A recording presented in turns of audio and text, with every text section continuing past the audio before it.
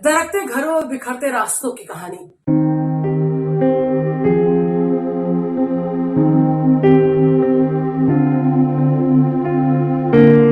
विकास की राह पर बेघर होते लोग। हम यहाँ पर बात कर रहे हैं उत्तराखंड के जोशीमठ की।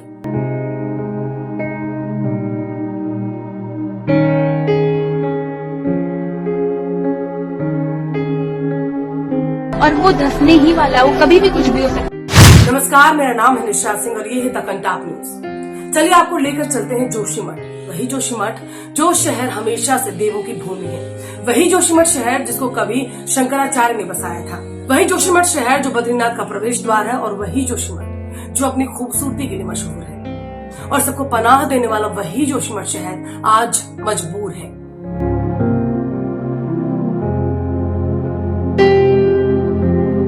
सिस्टम से चीख चीख कर कह रहा है कि मालिक हमारे अस्तित्व को बचा लीजिए।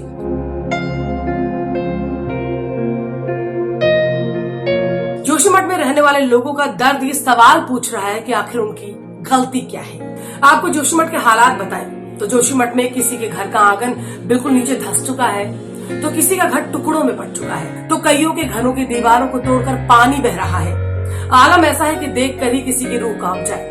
तो सोचिए वहां के स्थानीय लोगों का क्या हाल होगा, क्या गुजरती होगी उन लोगों के जहन पर जो सालों से इस शहर में रह रहे हैं, जिनका वो घर है और आज उनका घर, उनका आशियाना धरती में समाता जा रहा है। और इन हालातों को देखकर ये कहना गलत नहीं होगा कि उत्तराखंड का जोशीमठ शहर अब तक की सबसे बड़ी त्रासदी झेल रहा है। यहाँ दीवारें दरक रही हैं, जमीनें धंस रही हैं, जमीन तोड़कर कहीं से भी पानी बह रहा है। जोशीमठ को लेकर हर किसी के जहन में बस एक ही सवाल है, क्या ये शहर खत्म होने के कगार पर है? जोशीमठ के दरकते घर और फिसलती सड़कों की कहानी वाकई बेहद दर्दनाक है। हालांकि जोशीमठ को बचाने के लिए आंदोलन कर रहे लोगों की आवाज जब राजधानी देहरादून में उठी तो पूरा सरकारी तंत्र सक्रिय हो गया। चमोली पुलिस प्रशासन ने स्थलीय निरीक्षण किया तो वहीं देर शाम सचिव आपदा प्रबंधन और टीम भी जोशीमठ में निरीक्षण करने के लिए पहुंची। लेकिन सवाल अब भी वही है कि आखिर जोशीमठ की त्रासदी का जिम्मेदार आखिरकार है कौन? वैसे दरकते जोशीमठ की बर्बादी की कहानी कोई आज की नहीं है। इसके पीछे जो वजह है वो एक सरकारी योजना बताई जा रही है।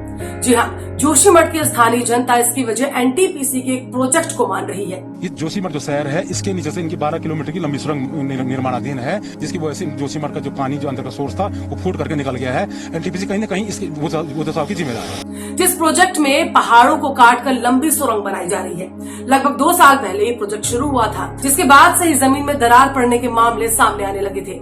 हालांकि जोशीमठ को लेकर कुछ अध्ययन पहले भी किए जा चुके हैं। यहाँ तक कि साल 1976 की शुरुआत में मिश्रा समिति ने चेतावनी भी दी थी कि सड़क की मरम्मत और दूसरे निर्माण के लिए पहाड़ को खोदकर या विस्फोट करके पत्थरों को न हटाया जाए। क्षेत्र के पेड़ों को बच्चों की तरह पाला जाना चाहिए। अभी हाल ही में जून 2021 में स्थानीय निवासियों के अनुरोध पर गठित एक स्वतंत्र समिति ने इलाके का सर्वे किया और कहा कि खनन कार्य जोशीमठ को डुबो कर रख देगा। हालांकि अफसोस कि सरकारी विकास के ख्वाबों के रास्ते ने जोशीमठ के विनाश की कहानी लिख ली, जिसका खामियाजा जोशीमठ ही नहीं बल्कि उत्तराखंड के कई शहर भी भुगत सकते हैं।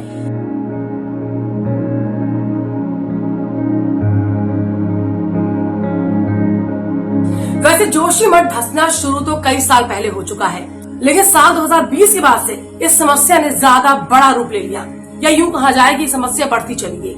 फरवरी 2021 में बारिश के बाद आई बाढ़ से सैकड़ों मकानों में दरार आ गई। लेकिन बात तो वही है ना कि लापरवाही का क्या इल्जाम किस पर लगाएं? सरकार अपने विकास की धुन में क्यों ये भूल जाती है कि लाखों घरों को उजाड़ कर बड़ी इमारतें बनाना विकास नहीं है, बल्कि इन लोगों के घरों में मूलभूत सुविधाएं पूरी करना विकास है। अब डर बस ये है कि सरकार की लाचार व्यवस्था जोशीमठ के लोगों को लाचार। आप अपनी राय इस खबर पर हमारे साथ कमेंट सेक्शन में जरूर शेयर करें और हमारे चैनल को लाइक